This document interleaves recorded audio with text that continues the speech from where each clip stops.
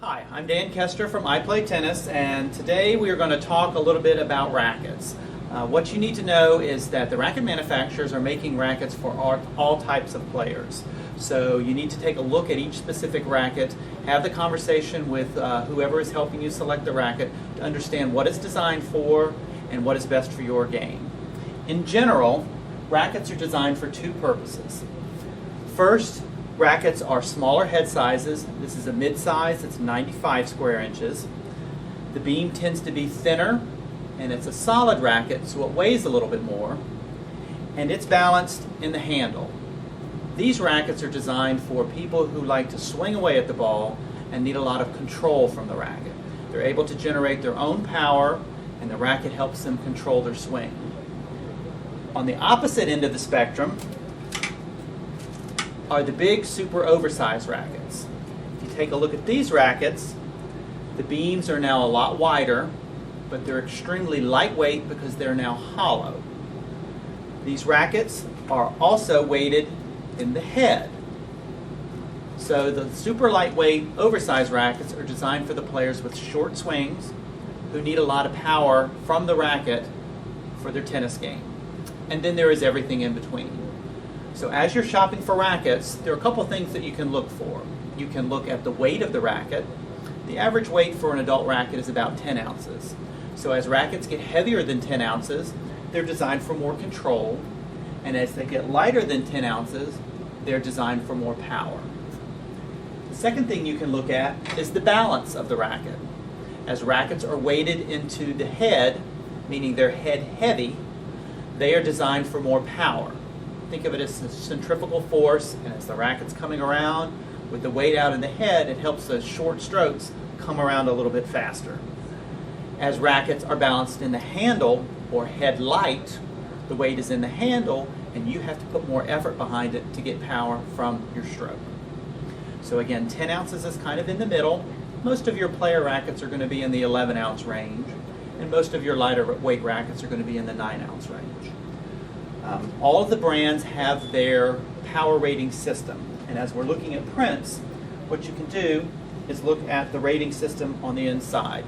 Power level says 1150 on this racket, so it is designed for a little more power, with 1000 being about average.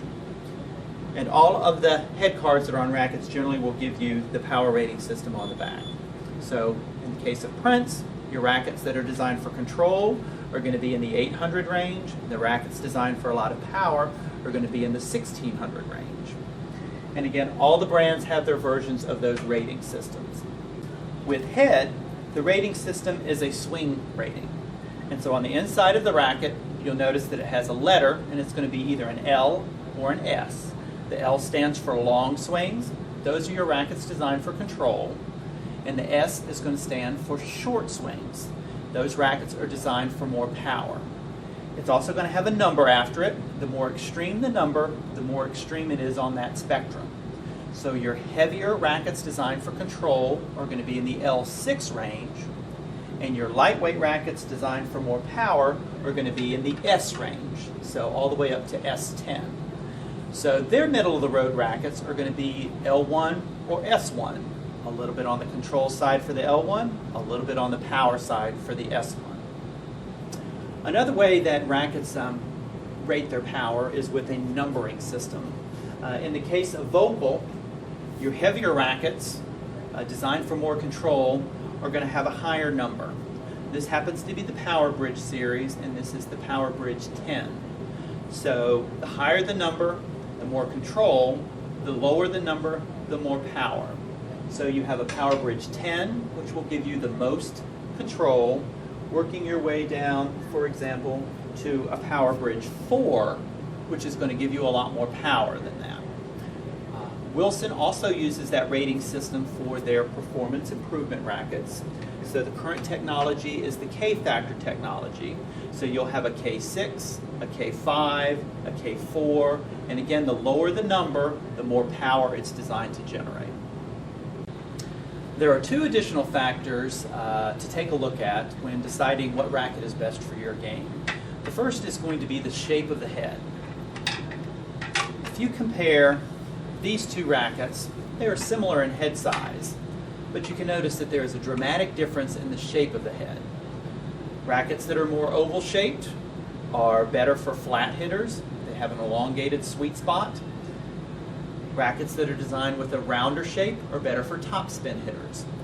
It's not that you can't use one or the other for your particular game, it's just the additional benefit of a rounder racket is that when you hit with topspin, you hit on the side of the racket head and you roll the ball across. So the more surface space you have to roll the ball across, the more spin is generated. Again, this is a racket, not a wand, so you have to have the stroke to generate the spin. The racket is designed to enhance the spin. And then the final thing to take a look at is the stringing pattern. Rackets that are designed with strings that are closer together are designed for a lot more control. Rackets that are designed with an open stringing pattern are designed for a lot more grab on the ball and again to enhance the spin. So lots of things to look at for what's right for your game. The weight of the racket, the balance of the racket, the head size, and even the type of string pattern that that racket has. Find the right racket for your game and you'll have a lot more fun. So finding the right racket for your game will help you have a lot more fun in your tennis experience. We at iPlay have a staff of 5. We all play tennis and we're all here to help you find the right equipment for your game. So come by and see us. We're open 7 days a week. Monday through Friday, we're open 10 to 7. On Saturday, we're open from 8 to 6, and then Sunday 12 to 6. Hope to see you soon.